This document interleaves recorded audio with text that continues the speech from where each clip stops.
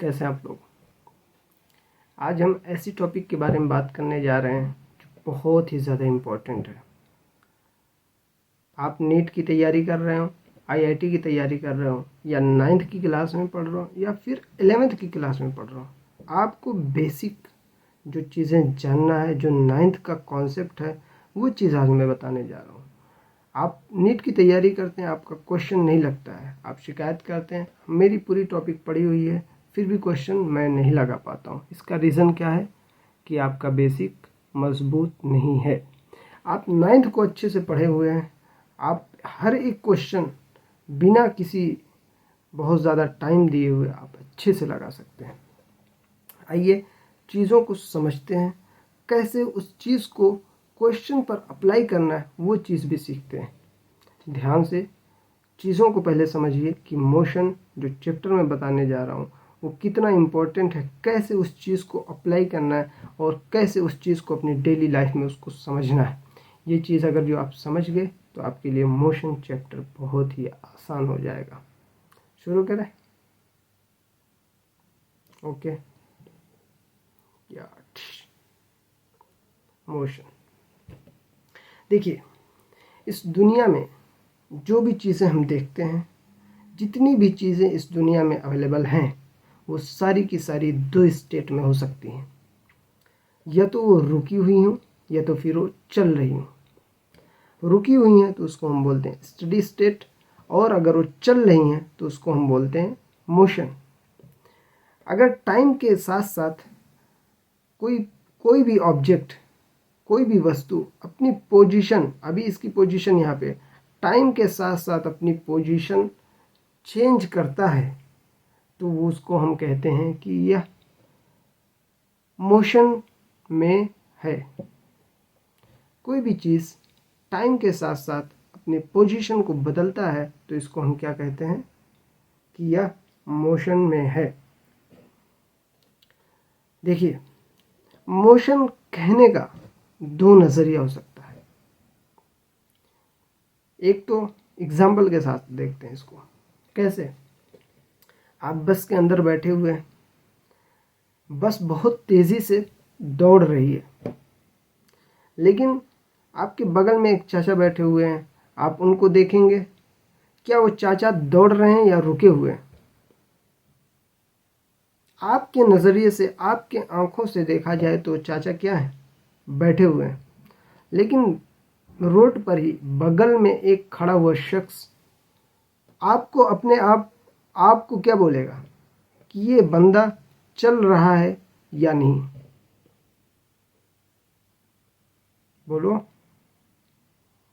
वो बगल में खड़ा हुआ शख्स जो नीचे खड़ा हुआ है वो आपको क्या बोलेगा कि ये भाग रहे हैं, चल रहे हैं, मोशन में है या नहीं? सिर्फ इतना आप मुझे बताओ।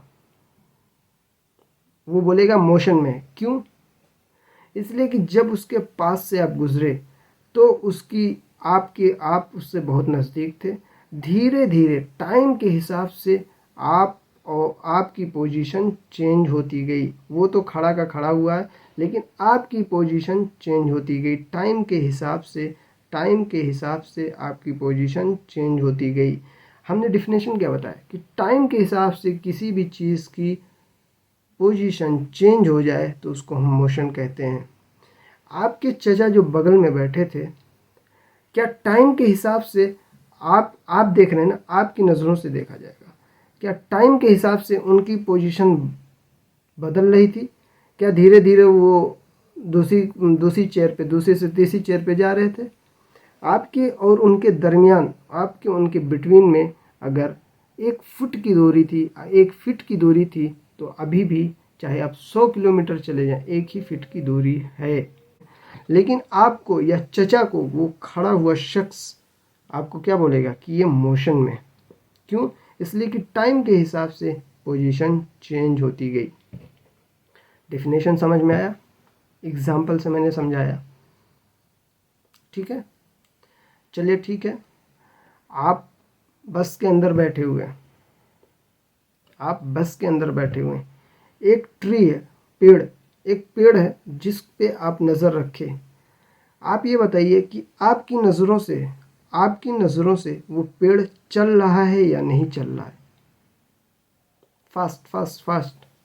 अरे भाई मैंने बताया ना कि कोई भी चीज़ टाइम के हिसाब से अगर पास आ रही हो या दूर जा रही हो, पास आ रही हो या दूर जा रही हो, मतलब अपनी जगह को बदल रही हो। अगर टाइम के साथ साथ कोई भी चीज़ पास आ रही हो या दूर जा रही हो तो उसको हम क्या बोलेंगे कि वह मोशन में है। तो आपको पेड़ को क्या बोलेंगे, पेड़ मोशन में है। ठीक है, गुड हो गया, समझ गए बात, क्लियर। आगे बढ़ते हैं, डिफिनेशन समझते हैं। स्टेट्स क्या होते हैं। Position is fixed. अगर पोजीशन फिक्स्ड है तो उसको हम बोलते हैं कि स्टडी स्टेट में, यानी जैसे ट्री, हाउस, पुल। ठीक है। When its position changes continuously.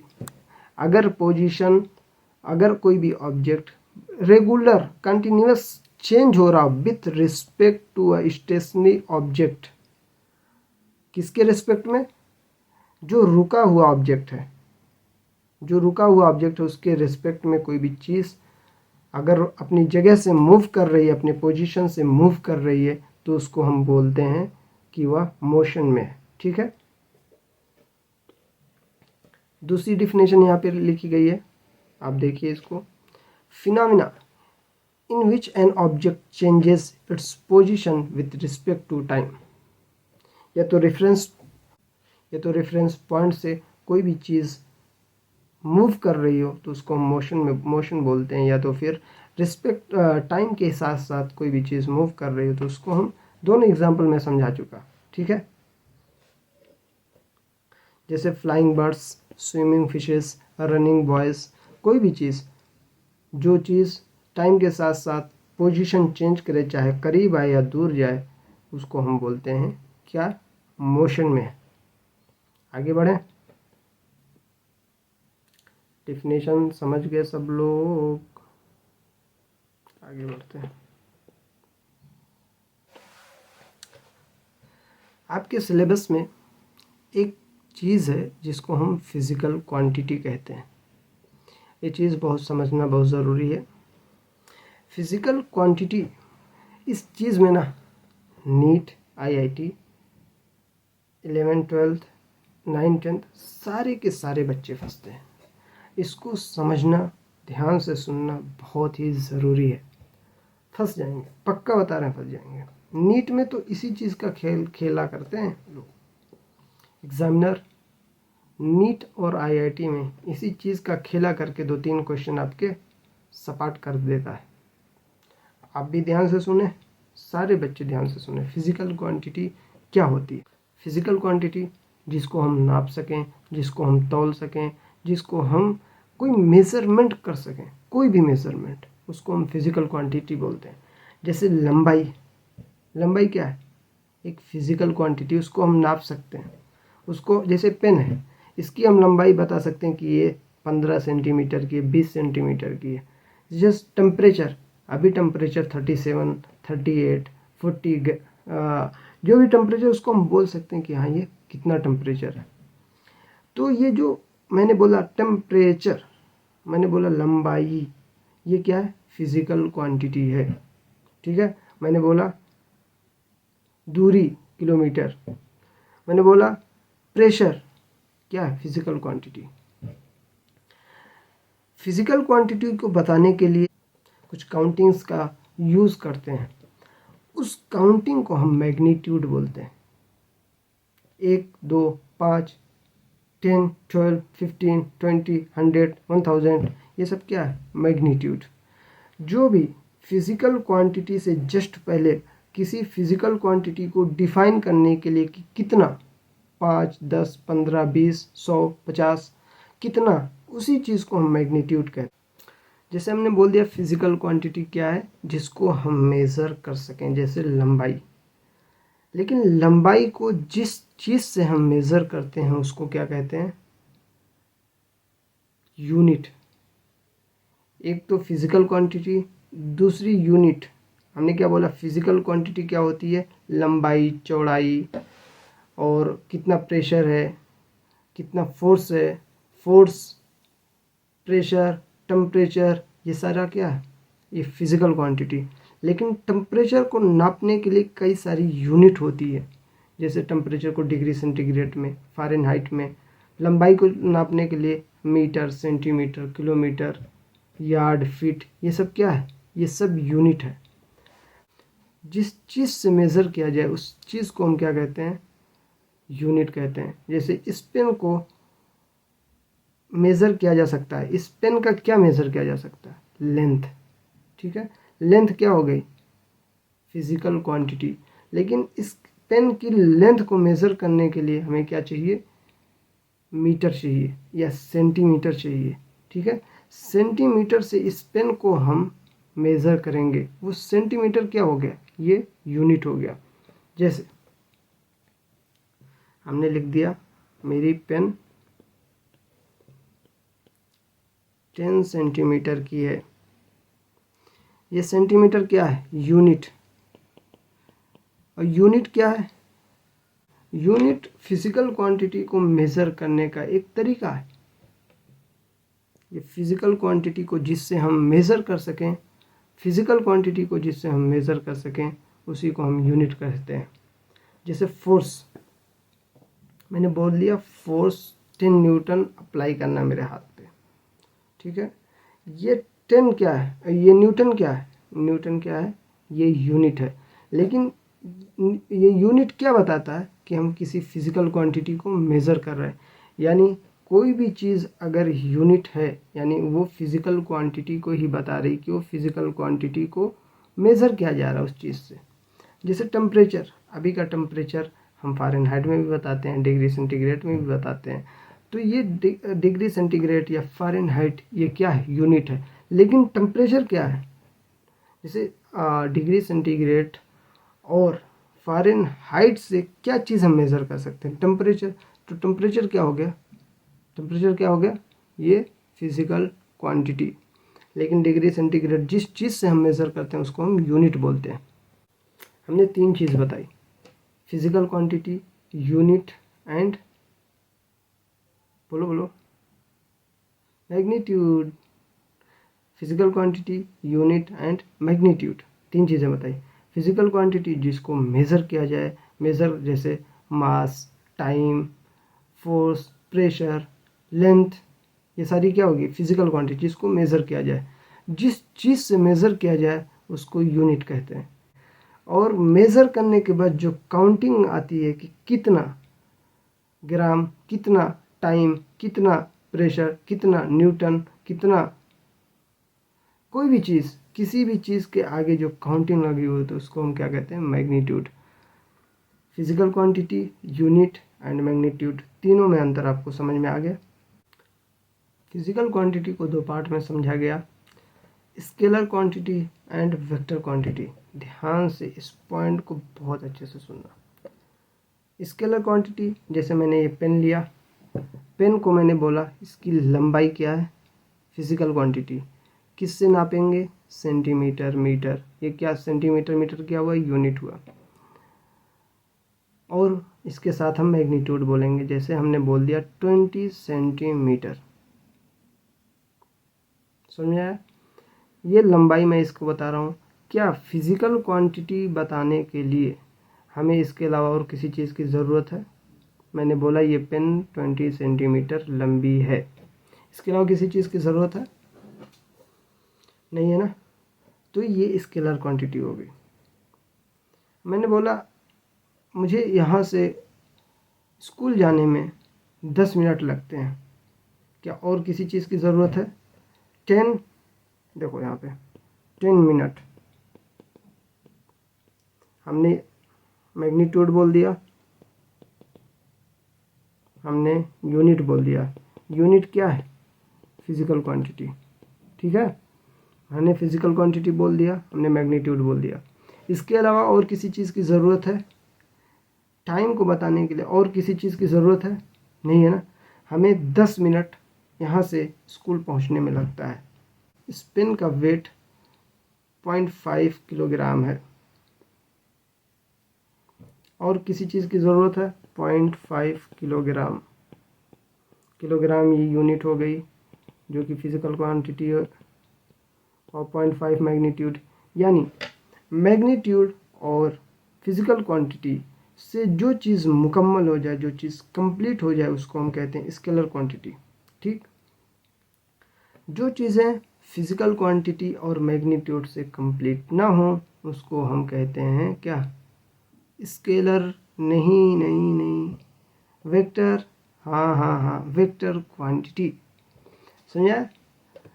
यानी जिसमें मैग्नीट्यूड और फिजिकल क्वांटिटी के साथ साथ हमें डायरेक्शन की भी ज़रूरत होती है, उसको हम क्या कहते हैं, वेक्टर क्वांटिटी। क्या चीज़ें इसमें ऐड हो गया, डायरेक्शन।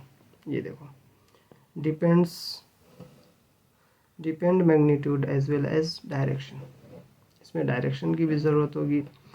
एग्जाम्पल के तौर पे स्केलर क्वांटिटी में आप एग्जाम्पल देखो, लेंथ, इसमें डायरेक्शन की ज़रूरत नहीं होती है, मास इसमें डायरेक्शन की ज़रूरत नहीं होती है, टाइम इसमें डायरेक्शन की ज़रूरत नहीं होती है, लेकिन फोर्स इसमें डायरेक्शन की ज़रूरत होती है। हमें बताना पड़ेगा कि फोर्स किधर, इधर, इधर, इधर, किधर, डायरेक्शन बताना पड़ेगा कि right to left, upward to downward, downward to upward, ये डायरेक्शन हमें बताना पड़ेगा।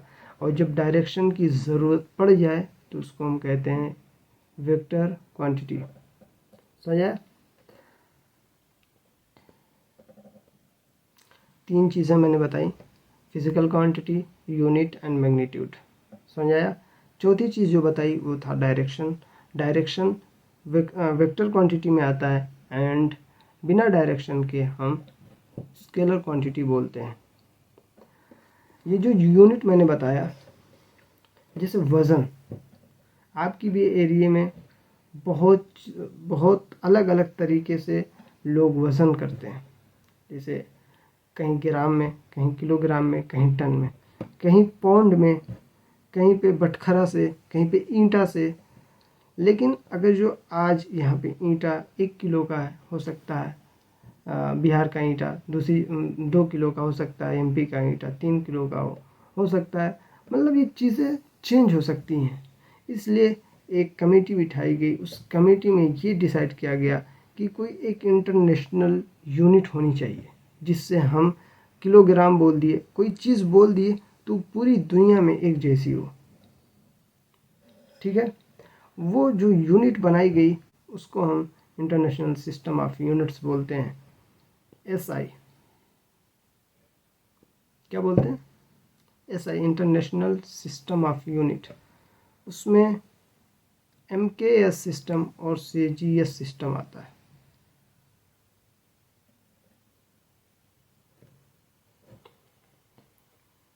एमकेएस का फुल फॉर्म क्या है, metre, kilogram and second. CGS का फुल फॉर्म क्या है, सेंटीमीटर, ग्राम एंड सेकेंड। ये तीनों साथ में क्यों लिखा गया, ये तीनों साथ में क्यों लिखा गया? साथ में लिखने का मतलब ये है कि कोई भी चीज़ जब आप मीटर में बोलोगे तो उसके साथ किलोग्राम बोलना होगा और उसके साथ सेकंड बोलना होगा। मीटर के साथ आप ग्राम, मीटर के साथ आप ग्राम नहीं इस्तेमाल कर सकते, या सेंटीमीटर के साथ आप किलोग्राम नहीं इस्तेमाल कर सकते। यानी जब भी आप मीटर बोलोगे आपको फ़ौरन किलोग्राम बोलना होगा, फ़ौरन से सेकंड बोलना होगा। समझाई। मीटर के साथ साथ किलोग्राम, किलोग्राम के साथ साथ क्या, सेकंड। जैसे मैंने एग्जाम्पल के तौर पे बोल दिया है कि मैं दौड़ रहा हूँ, कोई मतलब नहीं फिजिक्स से, तुम दौड़ो, खेलो, कूदो, ऐश करो, फिजिक्स से कोई मतलब नहीं। फिजिक्स का मतलब कहा, मैं 10 किलोमीटर प्रति आवर की स्पीड से दौड़ रहा हूँ। फिजिक्स यहाँ पे इन्वॉल्व हुई। अभी तक बायोलॉजी था, आप दौड़ रहे हैं, दौड़ते रहिए। आप 10 किलोमीटर प्रति आवर की स्पीड से दौड़ रहे हैं। ये 10 किलोमीटर प्रति आवर, 10 किलोमीटर पर आवर की स्पीड से जो आप दौड़ रहे हैं, ये फिजिक्स है। ये 10 क्या है, जल्दी से बोलना, मैग्नीट्यूड। किलोमीटर क्या है? क्या है? क्या है? बोलो, नहीं बोलोगे? चलो ठीक है, मैं ही बोल देता हूँ। किलोमीटर क्या है? यूनिट है। आवर क्या है? ये भी यूनिट है। किलोमीटर कौन सी फिजिकल क्वांटिटी बताती है? लेंथ। एंड आवर कौन सी फिजिकल क्वांटिटी बताती है? टाइम। ये सवाल है, 10 किलोमीटर पर आवर की स्पीड से जा रहे हैं, तो फिजिक्स से मतलब 10 किलोमीटर पर आवर। एक जो आदमी है जो दौड़ रहा है, कितने किलोग्राम का है? 50 किलोग्राम। एक 50 किलोग्राम का आदमी 10 किलोमीटर पर आवर की स्पीड से जा रहा है या दौड़ रहा है, ठीक है।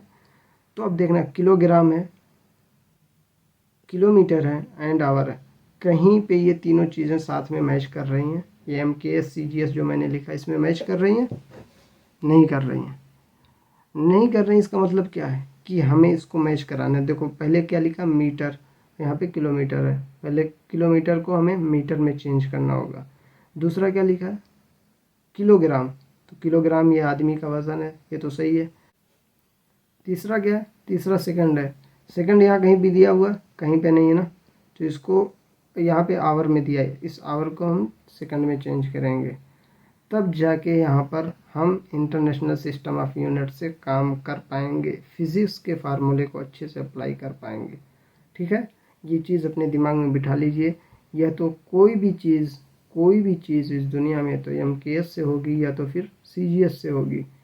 ये नहीं कि MKS का M उठा लिए, CGS का G उठा लिए, ये ऐसा नहीं चलेगा। मिक्स नहीं करना। M metre, K kilogram, S second, यानी जहाँ भी मीटर होगा वहाँ किलोग्राम होगा, उसके साथ सेकंड होगा। ऐसा नहीं हो सकता कि मीटर के साथ ग्राम या मीटर के साथ घंटा या आवर हो। समझ गए? मिलते हैं हम एक छोटे से ब्रेक के बाद, और उस वीडियो में हम बात करेंगे डिस्टेंस एंड डिस्प्लेसमेंट के बारे में, और कैसे ये सारी चीज़ें अप्लाई करनी है फार्मूले के साथ। वो सारी फार्मूले हम डिटेल में बात करेंगे। Thank you so much.